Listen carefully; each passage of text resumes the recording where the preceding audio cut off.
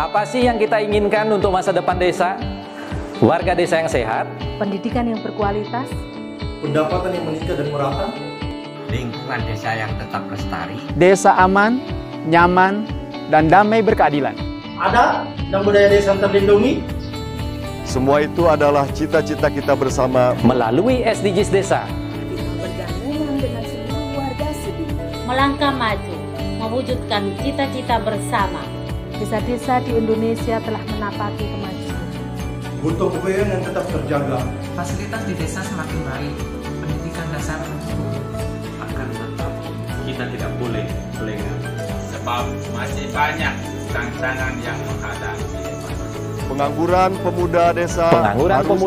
Harus diatasi. Penurunan kemiskinan desa harus lebih cepat lagi. Kebakaran hutan harus dihentikan. Kekerasan terhadap perempuan harus dihilangkan. Pekerjaan-pekerjaan yang belum usai ini. Ini harus kita tuntaskan. Jadi, mari berdiri. Mari berdiri. Mari berdiri sebaris, berjajar bergandengan tangan, melukis kuntul baris, Mewujudkan cita-cita kita bersama. dan pastikan Tidak ada satupun warga desa yang tertinggal di belakang. mari membangun Indonesia dimulai dari desa. 18 tujuan untuk mewujudkan desa yang lebih baik.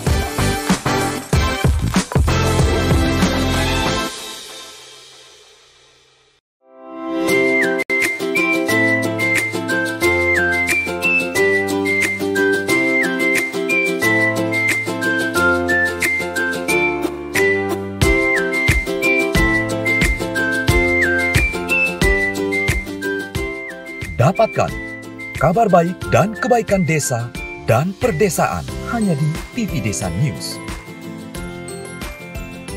Unduh aplikasinya segera.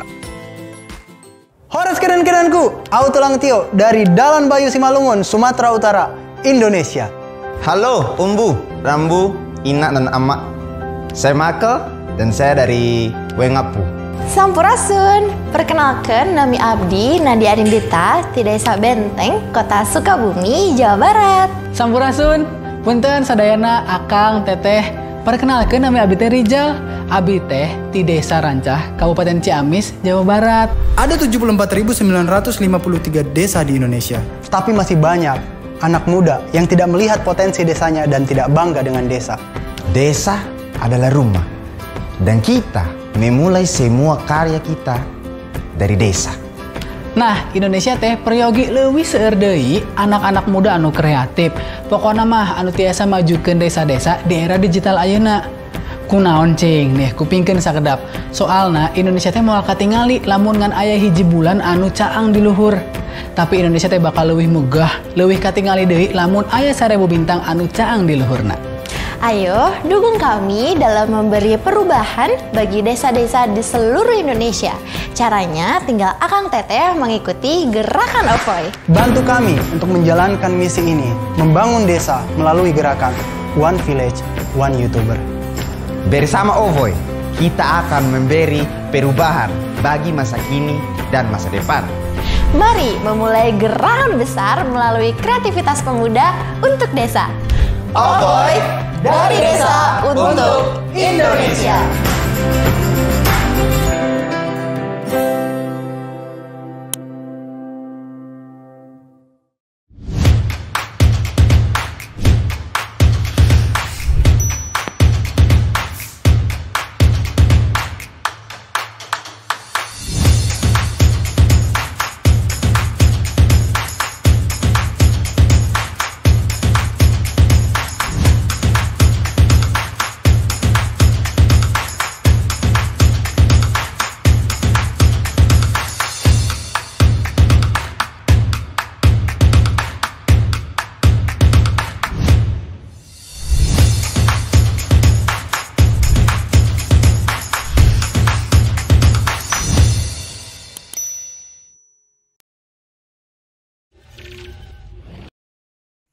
Salam bahagia kerabat desa Indonesia, mari berdiri sebaris, selubis kontrol baris, salam SDGs desa.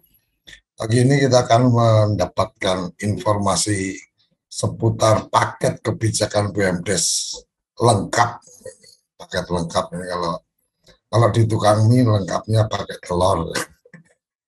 Di BUMDes lengkapnya ada apa aja. Kita akan dengarkan langsung dari Kapus Datin kita, Gus Ivan. Jadi perkembangan kebijakannya kayak apa nih, karena kemarin peraturan Menteri Hukum HAM sudah rilis, kemudian apakah sudah mulai juga ada yang mendapatkan nomor dari AHU dan seterusnya, atau mungkin ada kendala-kendala teknis dari teman-teman pada saat proses pengajuan dan seterusnya. Silakan Gus Ivan.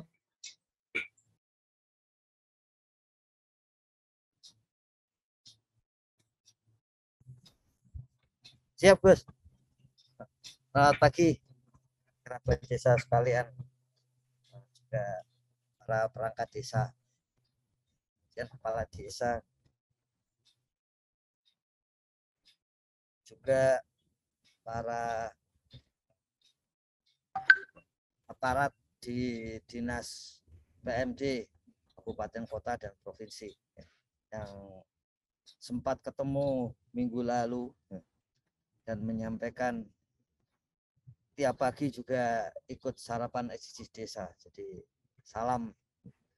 Jadi mungkin sebelum itu Gus Koco, ini tadi malam mendapat WA dari Pak Yusra mengenai pengumuman saat ini ya, pengumuman pendaftaran untuk TPP untuk PLD.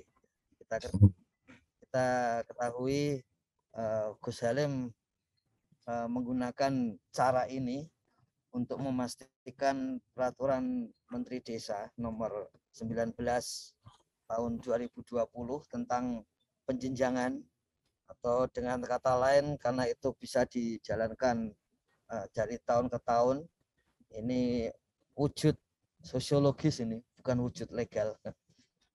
Wujud legalnya ada di Permendes 19 2021. Wujud sosiologisnya adalah bahwa rekrutmen itu selalu adalah rekrutmen PLD.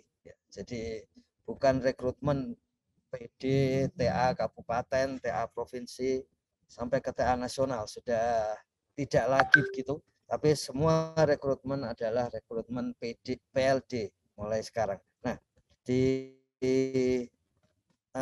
Pak Yusra menyampaikan sudah ada pengumumannya. Jadi dicek di portal Kemendes, sudah diberi menu khusus seleksi pendamping lokal desa. Yang kalau kita lihat isinya di situ di bagian atas ditunjukkan ada hasil pendaftaran. Hasil pendaftaran, dan di hasil pendaftaran nanti diinput saja nick-nya dan akan ketahuan masuk tahap berikutnya atau tidak. Jadi pengumuman untuk seleksi awal. Jadi seleksi awal sesuai keputusan Menteri Desa nomor 40 2021 itu 600% atau 6 kali lipat dari kebutuhan PLD, kebutuhan tambahan PLD. Yang jumlahnya kebutuhan tambahan PLD itu 1.740. Jadi kemudian 6 kali lipat saat ini adalah 6 kali lipat dari angka tersebut. Jadi itulah yang muncul jumlahnya di dalam web ini. Jadi total yang dibutuhkan 1.741. Saat ini seleksinya 6 kali lipat dari 1.741. Kemudian setelah itu nanti akan diseleksi, ada tes dan sebagainya, sehingga ketemu 300% atau 3 kali lipat dari kebutuhan. Ada semacam rankingan gitu, sehingga ditemukan 100%, yaitu 1.741.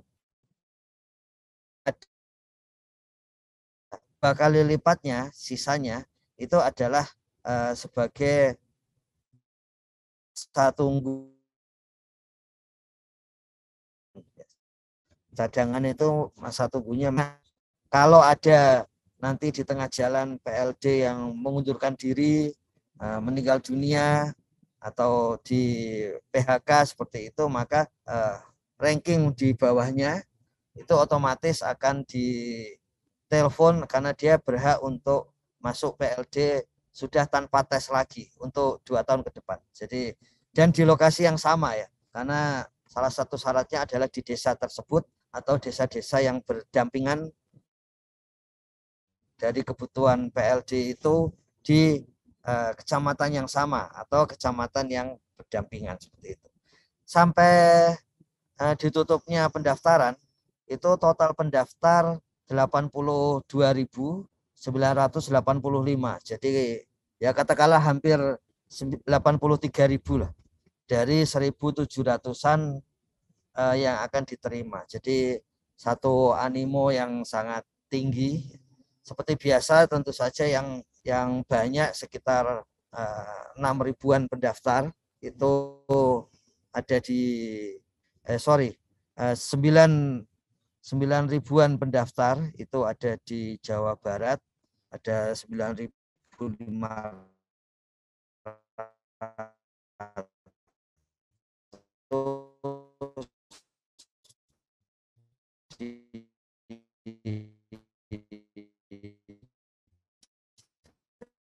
Jawa Tengah 9.500 lebih, Jawa Timur. Setelah itu adalah Aceh. Berikutnya yang menarik adalah setelah di Papua itu 5.400. Jadi namanya kemarin kita diskusikan gitu di lantai 7. Kalau lantai 7 itu ruangan Gus Halim di kantor Abdul Muiz. Wah, ini sudah tidak sudah data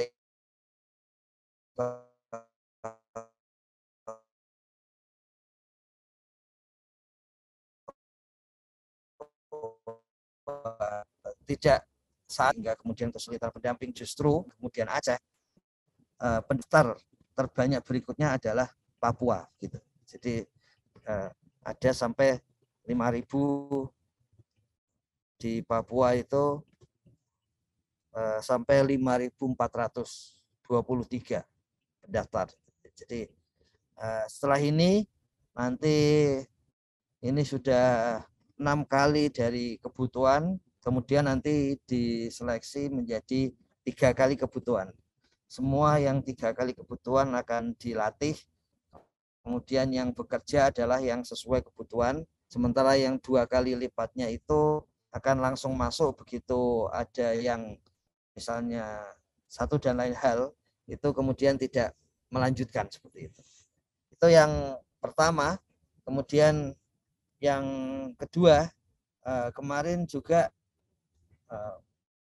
melanjutkan tentang bagaimana kemiskinan ekstrim itu perlu disiapkan pada level desa. Penanganan kebijakannya itu dikeluarkan surat dari Dirjen PDP, dan nanti sore jam 15 waktu Indonesia bagian Barat atau 16 WITA atau 17 WIT Timur, itu kita akan dialog, diskusi dengan khusus tenaga pendamping profesional dan khusus yang di 35 kabupaten yang penanganan kemiskinan 2021. Yang kita akan diskusi nanti sore adalah arahan terbaru dari Gus untuk mempercepat penanganan di lapangan dengan cara yang kemarin sudah kita sempat bicarakan, itu dengan cara yang aman ya, seperti itu. Kita bisa tambahkan satu lagi dengan cara yang cerdik, jadi yang aman dan yang cerdik. Kemarin sudah ada ulasan akhir dari Gus Koco, kita akan cek, kemudian jalankan, dan kemudian kita lihat apakah bisa lancar atau tidak. Tapi ujung-ujungnya itu adalah yang pertama mengamankan desa, dan yang kedua adalah memberikan hak dari warga desa sesuai dengan kegiatan untuk penanganan kemiskinan ekstrim. Jadi nanti sore kembali lagi jam 3 sore waktu Indonesia bagian Barat, berarti untuk Jawa Barat, Jawa Tengah, dan Jawa Timur, atau WITA jam 4 WITA untuk NTT, atau jam 5 waktu Indonesia Timur untuk Papua Barat, dan Maluku. Ya. Jadi kita akan dialogkan tentang kebijakan yang terbaru yang muncul kemarin pagi sudah dirancang, dan sore malam ya, dari kebijakan itu diluncurkan, dan kita perlu segera menyiapkan. Ya, jadi kita akan mulai dengan cara-cara yang seperti ini, dengan cepat supaya desa juga bisa terlayani cepat. Kemarin Gus Koco sampaikan bagaimana dengan desa-desa yang tidak bisa mendapat internet dan sebagainya. Makanya dalam posisi seperti itu tenaga pendamping profesional justru berperan jauh lebih besar. Ya. Itu dua hal Gus Koco, kerabat desa, perkembangan terakhir yang perlu direspon di hari ini. Dan kemudian berikutnya adalah kita cek ini ada perkembangan di satu sisi kebijakan-kebijakan mengenai badan hukum publik untuk BUMDes itu relatif sudah tuntas. Justru pada saat yang sama saat ini kan dalam proses bagaimana supaya ujung landasan, ujung dari pangkal semua kebijakan ini, Undang-Undang Cipta Kerja itu perlu diperbaiki dari aspek prosedur, ya. Bukan aspek substansif gitu. Aspek prosedur yang kemudian nanti sampai 2 tahun ke depan. Nah, satu hal yang menarik yang kita ketahui dari Undang-Undang Cipta Kerja, khususnya untuk BUMDes, itu satu pasal yang mengubah secara mendasar. Kita sudah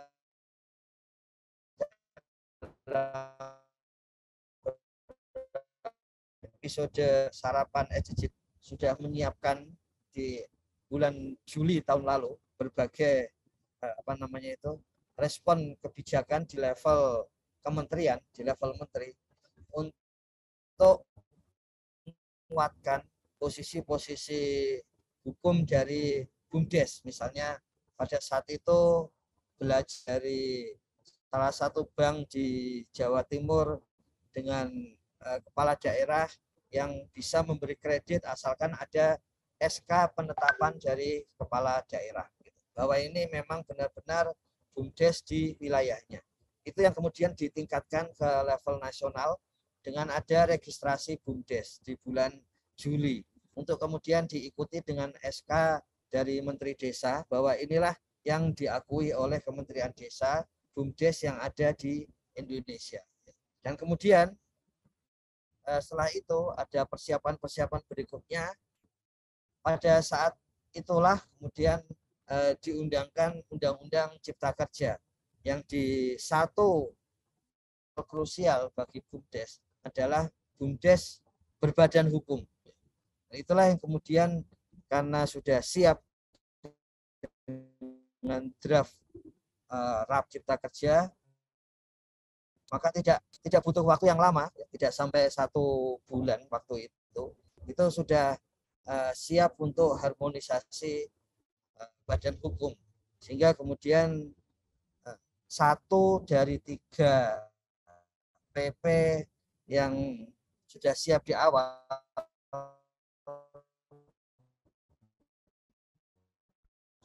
itu diantaranya adalah bagian dikoordinasikan dengan berbagai PP lain sehingga bisa muncul relatif bersamaan.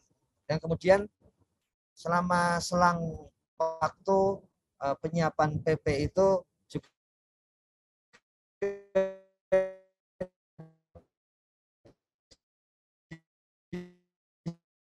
disiapkan peraturan itu paling tidak harus ada peraturan Menteri Desa yang lebih teknis tentang BUMDes dan peraturan Menteri Hukum dan HAM yang lebih teknis lagi mengenai badan hukum, pengesahan badan hukum dari BUMDes, pengesahan badan hukum dari BUMDes. Nah, kemudian setelah itu langsung muncul peraturan Menteri Desa nomor 3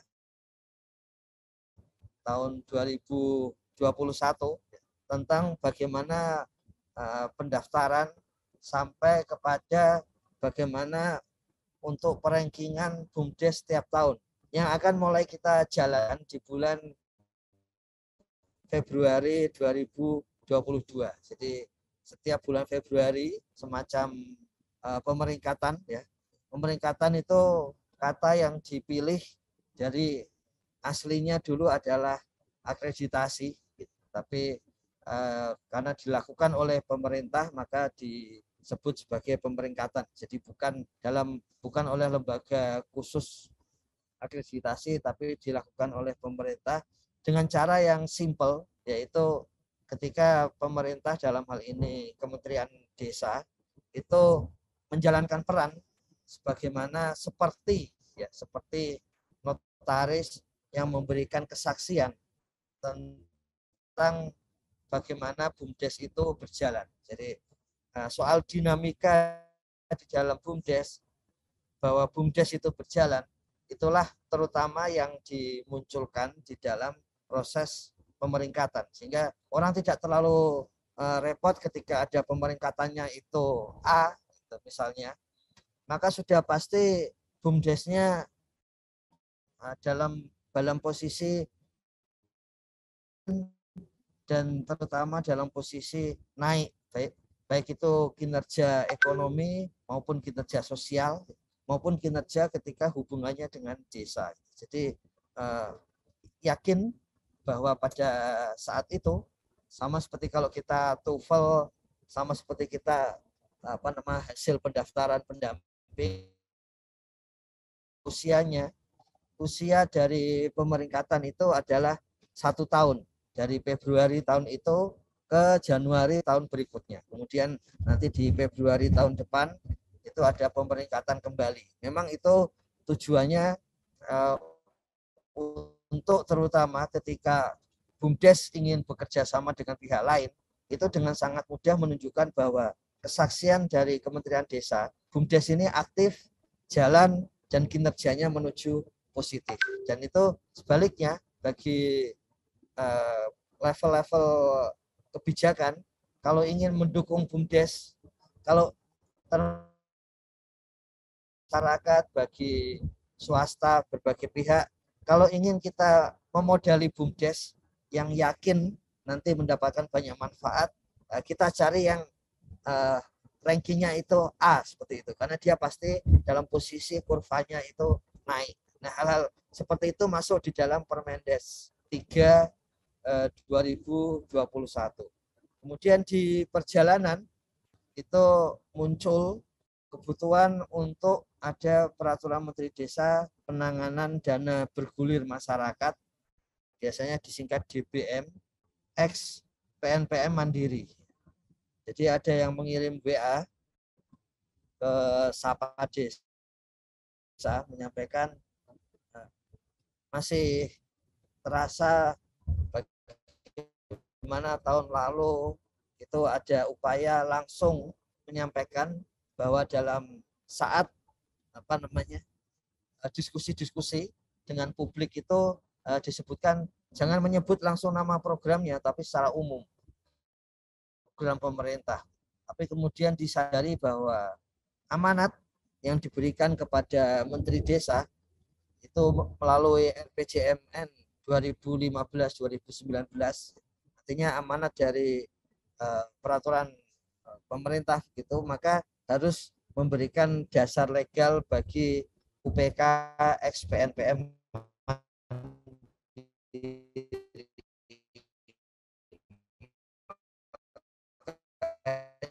Makanya di dalam pasal 2021 tentang BUMDes itu memang untuk PNPM Mandiri Pedesaan ex UPK. Kemudian kita tahu ada perjalanan-perjalanan untuk menguji legalitas dari PP tersebut berkaitan dengan pasal transformasi UPS PNPM, dan terakhir dari Mahkamah Agung sudah menyampaikan bahwa hal itu tidak diterima, artinya PP 11 2021 tetap berlaku. Seperti itu, dan kemudian muncullah pada saat yang bersamaan juga itu Peraturan Menteri Desa nomor 15 tahun 2021, yaitu terutama tentang transformasi UPK ex PNPM menjadi BUMDes bersama lembaga keuangan desa. Ada beberapa hal yang perlu disampaikan. Yang pertama, yang biasa digunakan oleh Gus Halim secara keseluruhan itu adalah terutama sosiologi hukum. Jadi bagaimana kondisi lapangan itu bisa berubah dan semakin membaik. Jadi satu perubahan sosial pembangunan kita sudah pernah diskusikan dalam salah satu sesi atau episode SDGs desa, bahwa pembangunan itu didefinisikan, dimaknai sebagai perubahan sosial yang dikehendaki. Karena kenapa dikehendaki? Karena diyakini akan menuju hal yang lebih baik. Nah, pembangunan hukum atau legal development dalam hal BUMDes itu salah satunya adalah pembangunan hukum untuk UPK ex PNPM Mandiri Pedesaan. Jadi itu satu perubahan yang memang diharapkan dan perubahan yang direncanakan. Kita sudah belajar bagaimana ada transformasi untuk legalitas dan sebagainya, dan itu tujuan utamanya adalah tujuan menjaga dana bergulir masyarakat atau secara populer dana bagi warga miskin ini yang dijaga oleh pemerintah. Kalau dicari secara konstitusional, maka ini tentu saja bagian dari upaya untuk menjamin bahwa warga miskin itu bisa mendapatkan keuangan mikro dari LKD, yaitu BUMDes bersama ex UPK PNPM Mandiri, seperti itu.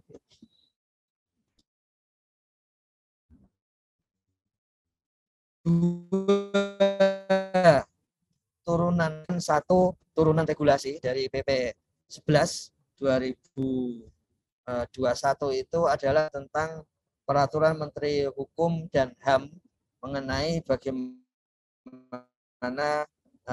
proses legalitas pendaftaran ini, ya, legalitas pendaftaran badan hukum.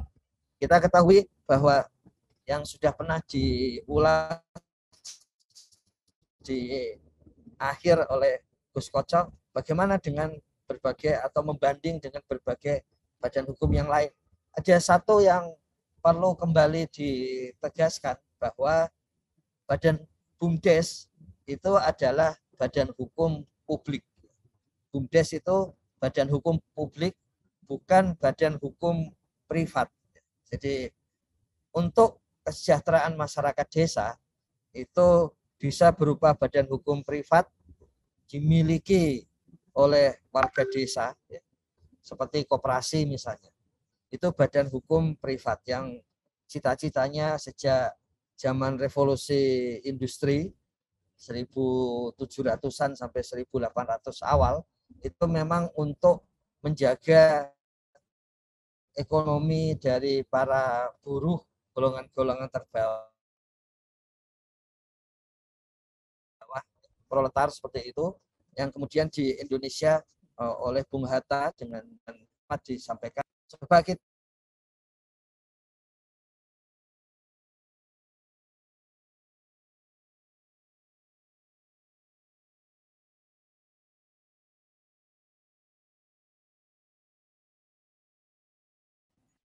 peran utama di dalam undang-undang kepentingan umum. Makanya di dalamnya itu juga kekeluargaan, sehingga seperti disampaikan atau ditengarai banyak pihak, kok mirip koperasi? Ya, memang karena ada asas kekeluargaan di dalam.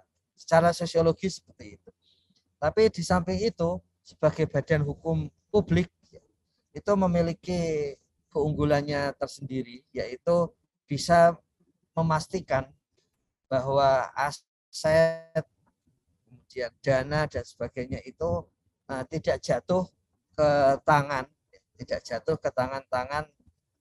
privat, tidak jatuh ke tangan-tangan privat. Jadi tidak jatuh ke tangan-tangan privat dan kemudian tidak lalu membuat desanya itu juga turut jatuh. Jadi salah satu pemikiran yang sempat muncul di tahun lalu adalah ada membandingkan kalau badan hukum itu privat, maka kalau ada yang tidak sesuai dari pengurusnya, maka yang rugi adalah para anggotanya. Jadi pemilik badan hukum privat. Di badan hukum publik kemudian dikhawatirkan di dalam sudut pandang yang sebelumnya adalah ketika sampai BUMDes itu rugi, apakah kemudian APBDes itu harus menanggungnya? Di dalam PP 11 2021 kemudian ditegaskan bahwa untuk urusan-urusan seperti itu sepenuhnya disebutkan bahwa BUMDes itu memang sengaja sebagai badan hukum publik yang dikeluarkan dari peran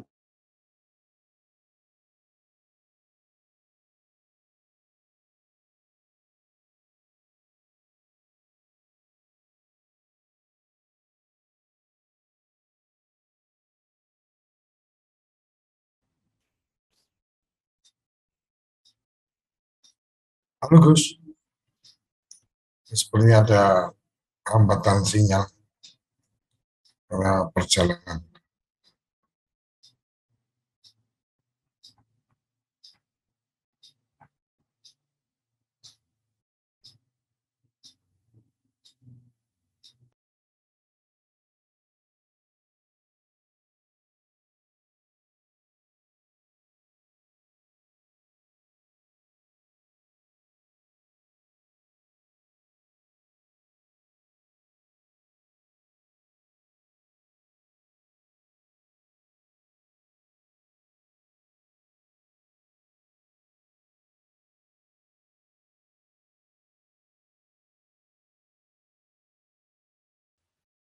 Sorry Gus, terpental. Ya lanjut. Sorry, ya bukan dalam arti semuanya untuk kepentingan publik, tapi kepentingan umum, tapi ada aspek bisnis dan ada aspek sosialnya gitu, termasuk PADes. Nah, ada beberapa hal yang disampaikan oleh kemudian melusukkan di dalam berbagai peraturan yang lebih teknis, bahwa yang utama dari BUMDes itu adalah untuk kepentingan masyarakat desa dulu. Jadi tidak dimulai dari untuk kepentingan bisa meningkatkan PADes, tapi untuk kepentingan masyarakat. Memang ini satu kondisi itu semacam dua ujung yang saling tarik menarik. Kalau tidak ada aspek PADes, dukungan pemerintah desa dikhawatirkan itu tidak terlalu kuat. Tapi kalau terlalu PADes, padahal sebetulnya tujuan utamanya itu adalah untuk kepentingan ekonomi dari warga atau masyarakat desa. Jadi itu yang utama. Jadi itu apa namanya?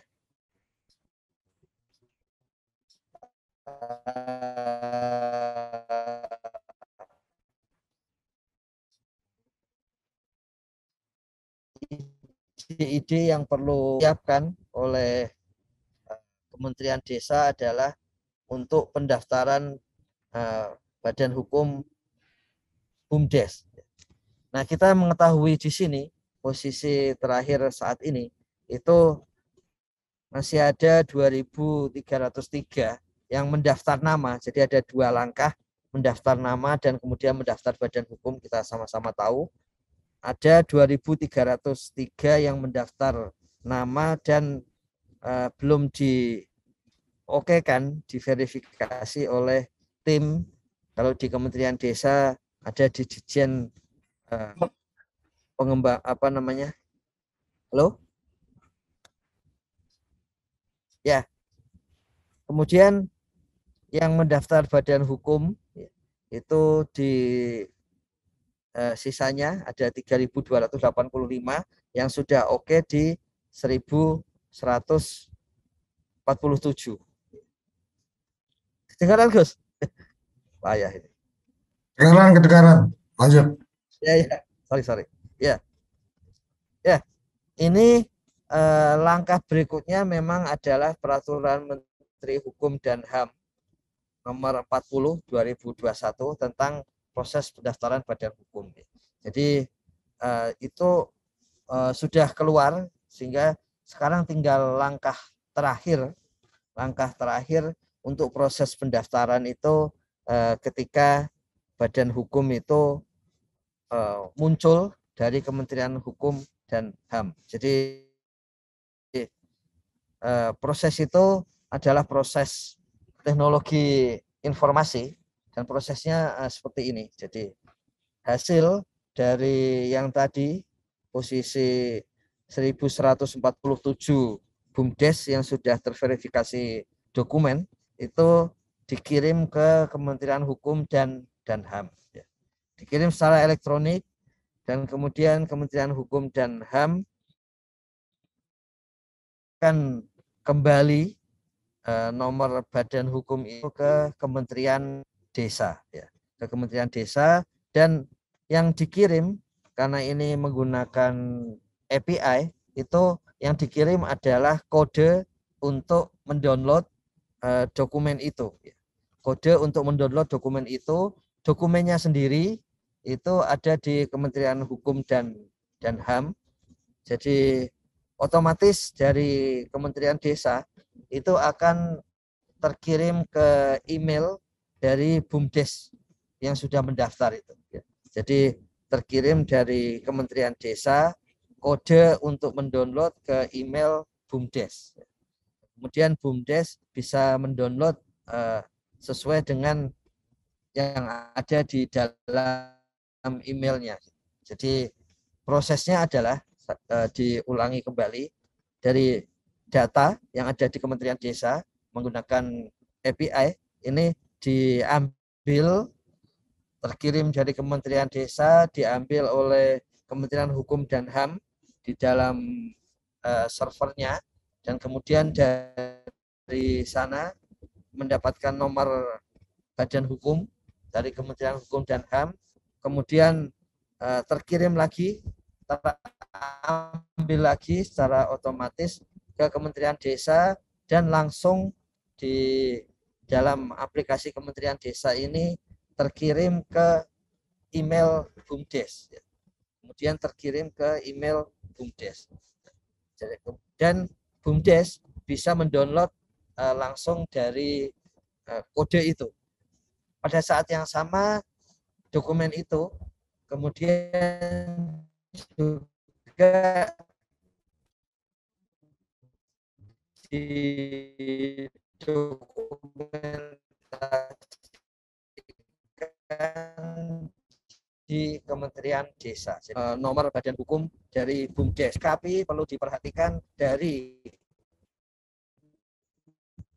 Permen HAM 40 2021 dasar itu, jadi ada pendaftaran kembali untuk kalau sampai ada perubahan anggaran diri, kalau istilah kita ada BUMDes. Tapi kalau sudah siap ya harus disusun itu BUMDesnya karena punya peluang untuk bisa berkembang bagi masyarakatnya.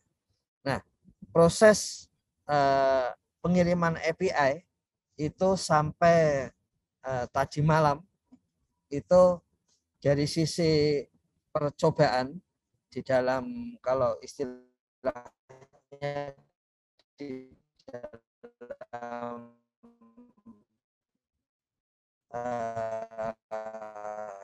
server developer itu jalan dan production itu di segala seperti seperti itu. Jadi posisinya saat ini seperti itu, tinggal begitu itu selesai maka dari Kementerian Hukum dan HAM langsung akan keluar. Ini adalah salah satu contoh yang ada kesalahan ya. Salah satu contoh kesalahan karena di sini dari sisi tanggal dan nomornya sehingga nanti masih dalam proses perbaikan. Jadi nanti seperti ini, tapi ini masih contoh karena masih ada kesalahan dan pagi hari ini itu dicoba kembali oleh tim dari Kementerian Hukum dan HAM. Kemudian nanti kita lihat begitu bisa kemungkinan posisi saat ini adalah langsung 1000, tetapi tergantung dari mesin di Kementerian Hukum dan HAM bisa beberapa puluh, bisa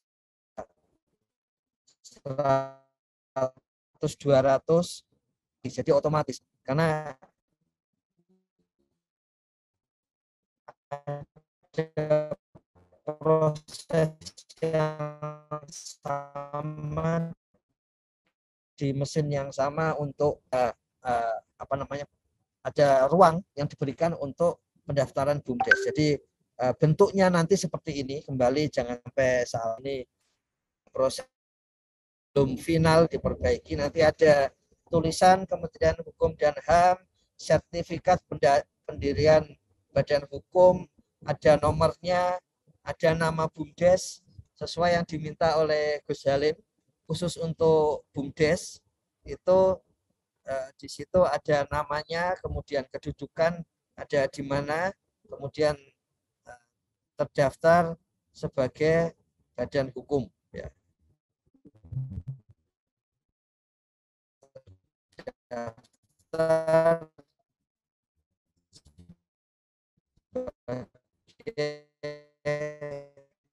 badan hukum. Kalau ini ada lama, makanya di bagian belakangnya atau kecamatan. Kemudian di sini ada tanggalnya. Nah ini salah satu yang masih ada beberapa yang masih harus diperhatikan supaya ini munculnya di sebelah kanan. Kemudian nanti setelah itu di bagian bawah kemudian diunduh oleh Kementerian Hukum dan HAM di tanggal 26. Ini percobaan di tanggal 26. Kemudian sebagai hasil verifikasi sistem informasi desa, kementerian ini tertanggal dengan nomor ini. Ini adalah nomor pendaftaran di dalam aplikasi bumdes.kemendesa.go.id. Jadi ini nomor. Kita tahu kalau depannya 7, ini berarti wilayah-wilayah Sulawesi ini. Ini kode wilayah dari Pulau Sulawesi. Tadi kita lihat di atas, ini memang di Sulawesi Selatan 73, Provinsi Sulawesi Selatan. Nah, bentuknya seperti ini.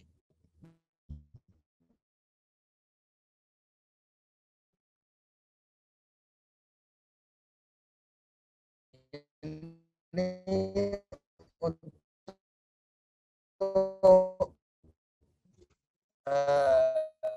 BUMDesma. Kemudian untuk BUMDes ini seperti ini, tapi tentu kesalahan ya.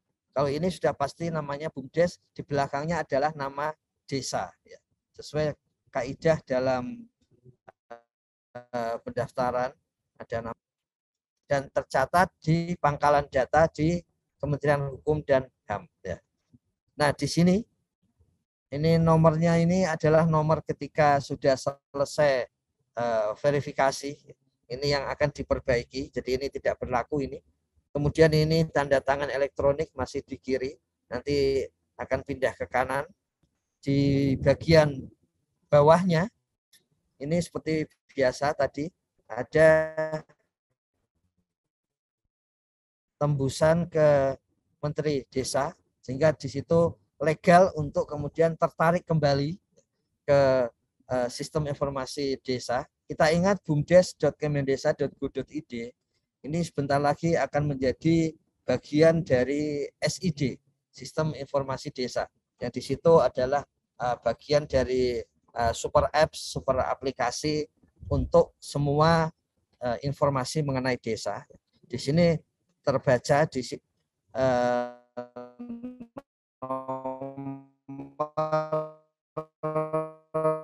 ketika mendaftarkan ide. Jadi ini proses yang kembali bahwa ini masih tinggal sedikit lagi berjalan dan kemudian setelah itu langkah kita berikutnya adalah persiapan untuk Februari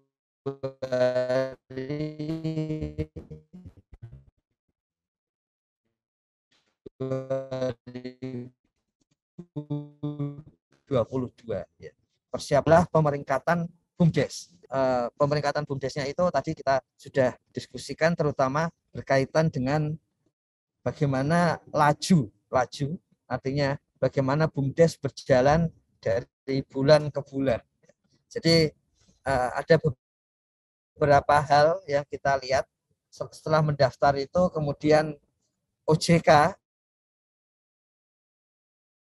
memberikan saran misalnya dalam salah satu rapat bahwa kalau itu kan sangat memberikan informasi yang berharga dari pihak-pihak lain yang akan bekerja sama dengan BUMDes. Makanya bentuk dari pemeringkatan BUMDes itu seperti itu. Kemudian berikutnya adalah berbagai kementerian yang sudah kita diskusikan minggu lalu memiliki hubungan langsung dengan BUMDes karena di dalam PP dari 5 kementerian itu menyebutkan dalam satu nafas badan usaha milik negara, badan usaha milik daerah, dan badan usaha milik desa. Nah, kementerian-kementerian itu kemudian menjalin hubungan lebih erat dengan Kementerian Desa supaya semua peraturan turunan dari 5 kementerian yang lain ini memang mendudukkan BUMDes dalam posisi yang sesuai dengan badan hukum publik tadi. Jadi memastikan bahwa apa istilahnya itu ketika cahaya sudah mulai muncul bahwa BUMDes bisa makin berkembang. Kalau istilah dari Pak Rudi dari bumdes.id itu istilahnya apalagi yang mau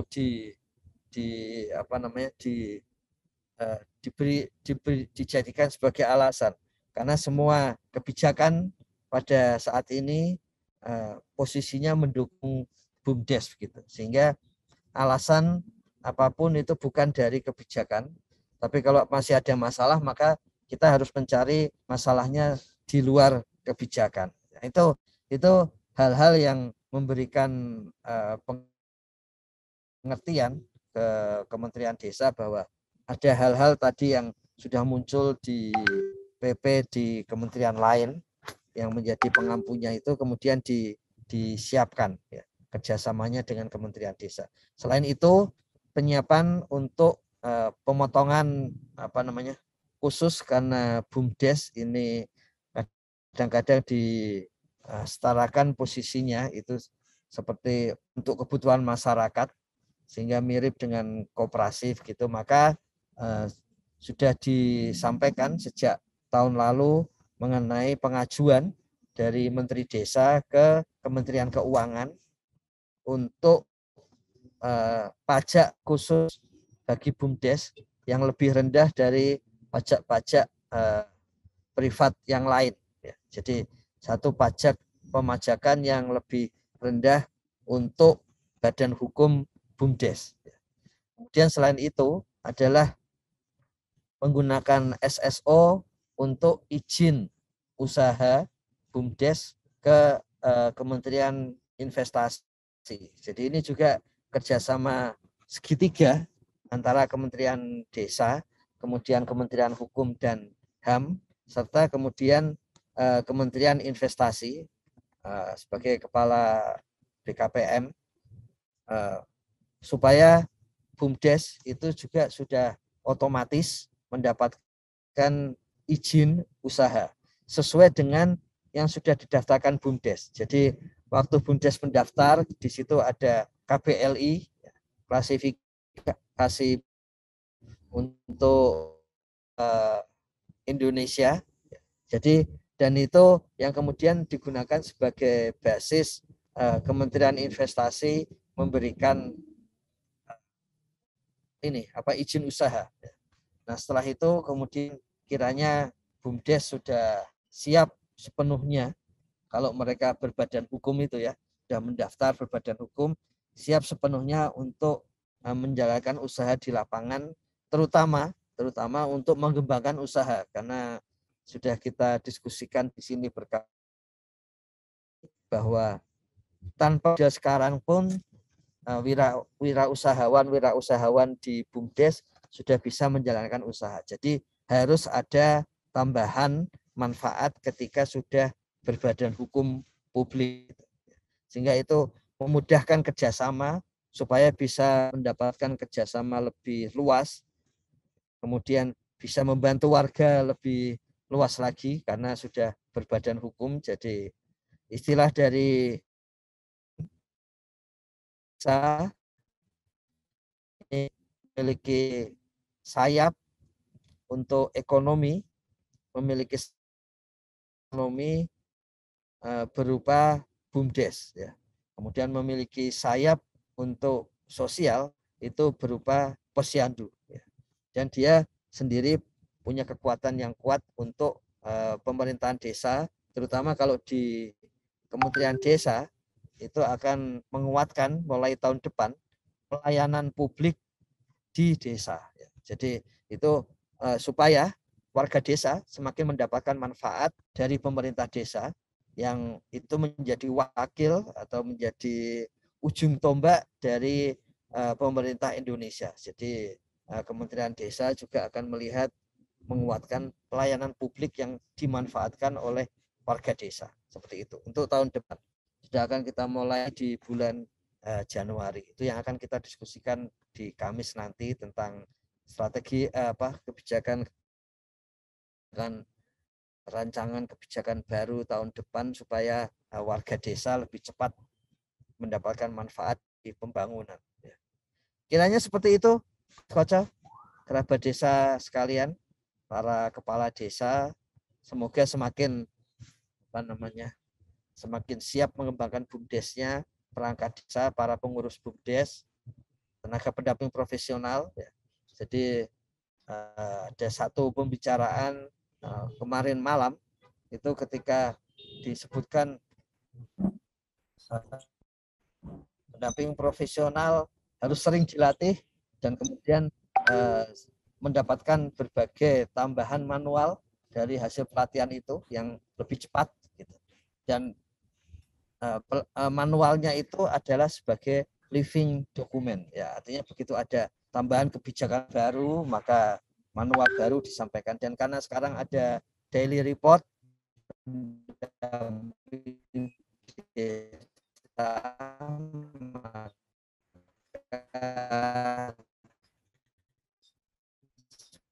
semuanya akan disebar melalui pagi sore nanti jam 3 menyiapkan diri dan desa yang kemarin sudah disampaikan Gus Kocok.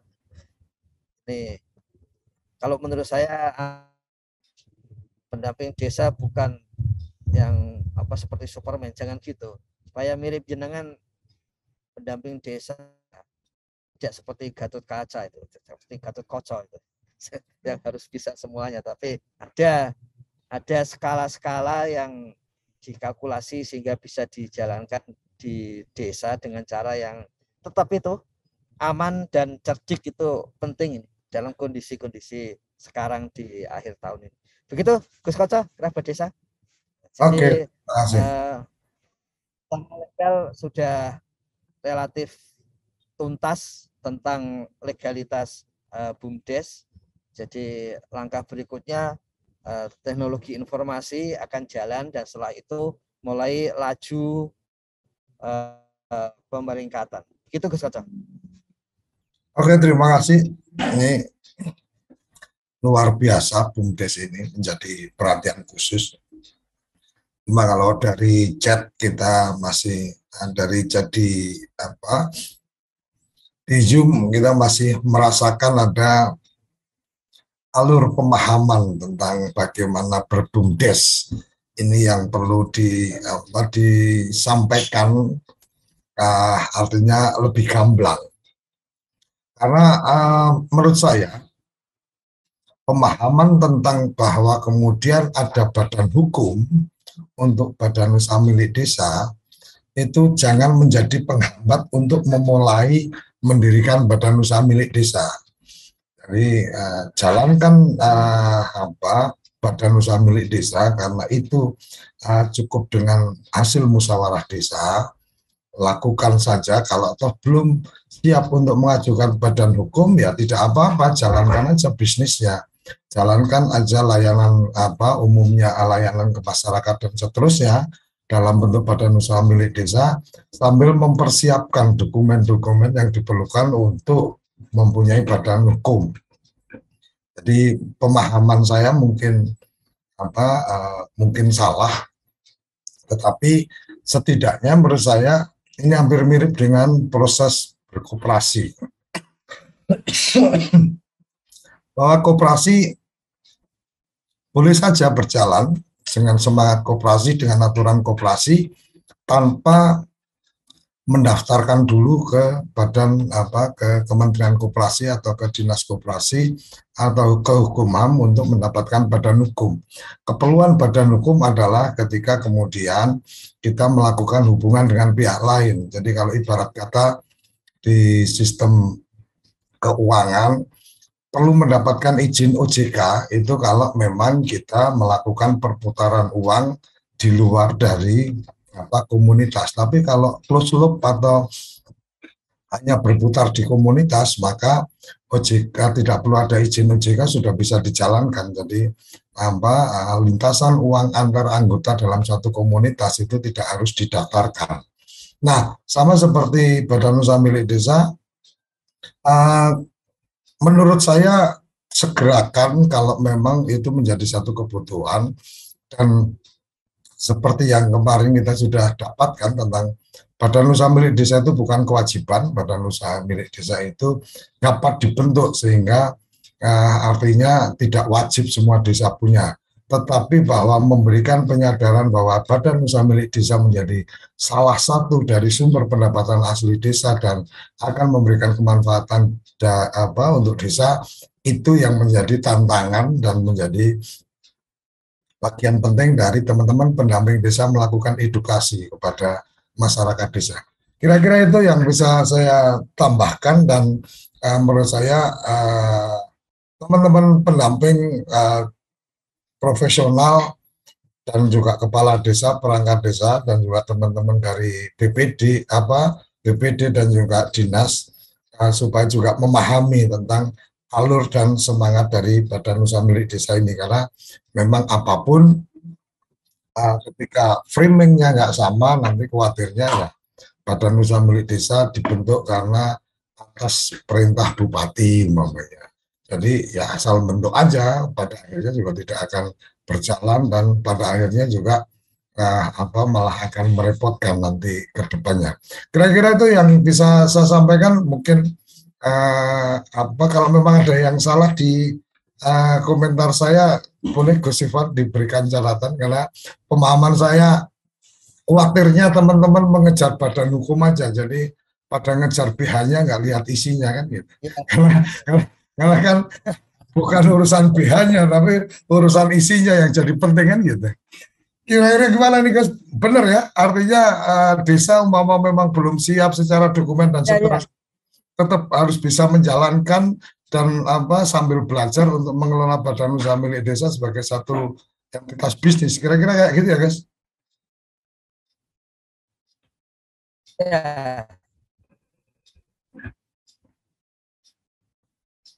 Oke, ini kayaknya Gus Ivan sedang ada di... Jadi yang seperti Gus Busman Karel sampaikan itu ya tidak ilegal meskipun jalan. Ya, seperti yang Gus Busman sampaikan ya tidak ilegal, ya tetap jalan saja usahanya. Jangan karena nggak ada badan hukum jadi dianggap ilegal. Enggak, tetap saja. Oke, terima kasih. Sampai di sini mungkin sarapan SDGs Desa pagi hari ini. Terima kasih kerabat desa, terima kasih teman-teman pendamping profesional, terima kasih teman-teman dinas yang mengikuti acara pagi kita ini. Terima kasih juga teman-teman kepala desa dan perangkat desa. Mohon doa restunya semoga TV Desa juga segera mengudara kembali di siaran satelit sehingga tidak harus menggunakan paket data, cukup pasang parabola bisa menyaksikan acara-acara kita untuk menambah edukasi atau menambah pemahaman kita tentang bagaimana kita memuliakan desa-desa di Indonesia.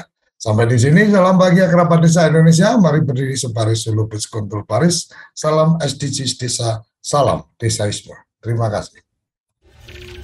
Autulang Tio dari Dalan Bayu Simalungun, Sumatera Utara, Indonesia. Halo Umbu, Rambu, Ina dan Amak. Saya Makel dan saya dari Wengapu.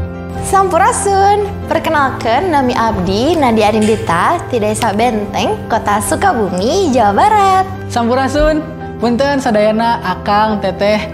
Perkenalkan nami Abdi Teh Rijal. Abdi Teh di Desa Rancah, Kabupaten Ciamis, Jawa Barat. Ada 74.953 desa di Indonesia, tapi masih banyak anak muda yang tidak melihat potensi desanya dan tidak bangga dengan desa. Desa adalah rumah, dan kita memulai semua karya kita dari desa. Nah, Indonesia teh peryogi leuwih seueur deui anak-anak muda anu kreatif. Pokona mah anu tiasa majukeun desa-desa di era digital ayeuna. Kunaon cing nih kupingkeun sakedap. Soalna Indonesia teh moal katingali lamun ngan aya hiji bulan anu caang di luhur. Tapi Indonesia teh bakal leuwih megah, leuwih katingali deui lamun aya 1000 bintang anu caang di luhurna. Ayo dukung kami dalam memberi perubahan bagi desa-desa di seluruh Indonesia. Caranya tinggal Akang Teteh mengikuti gerakan Ovoy. Bantu kami untuk menjalankan misi ini, membangun desa melalui gerakan One Village, One YouTuber. Bersama Ovoy, kita akan memberi perubahan bagi masa kini dan masa depan. Mari memulai gerakan besar melalui kreativitas pemuda untuk desa. Ovoy, dari desa untuk Indonesia.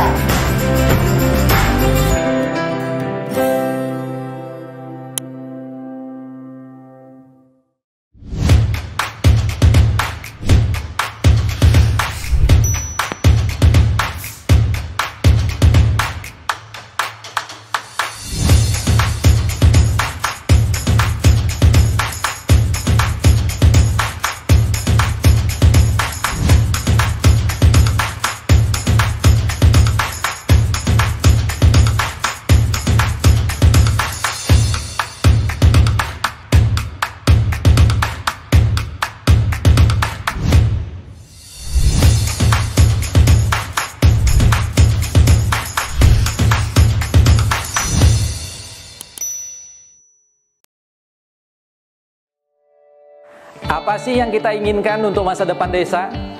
Warga desa yang sehat, pendidikan yang berkualitas, pendapatan yang meningkat dan merata, lingkungan desa yang tetap lestari, desa aman, nyaman, dan damai berkeadilan. Adat dan budaya desa terlindungi. Semua itu adalah cita-cita kita bersama melalui SDGs Desa. Bergabung dengan seluruh warga Sibi, melangkah maju, mewujudkan cita-cita bersama. Desa-desa di Indonesia telah menapaki kemajuan. Gotong royong yang tetap terjaga.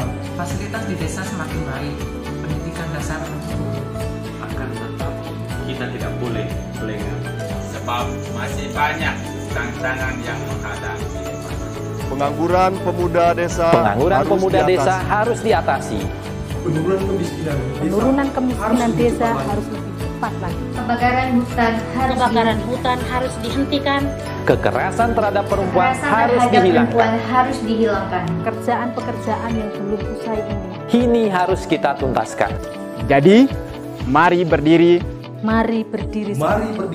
Mari berdiri sebaris, berjajar bergandengan tangan, melukis kuntul baris, mewujudkan cita-cita kita bersama. Dan pastikan tidak ada satupun warga desa yang tertinggal di belakang. Mari membangun Indonesia dimulai dari desa. 18 tujuan untuk mewujudkan desa yang lebih baik.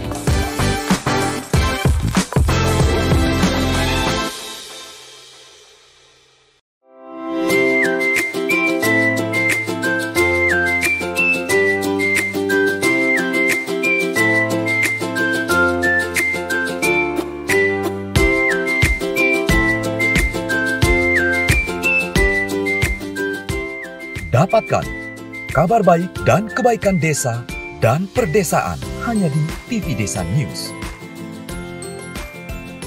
Unduh aplikasinya segera.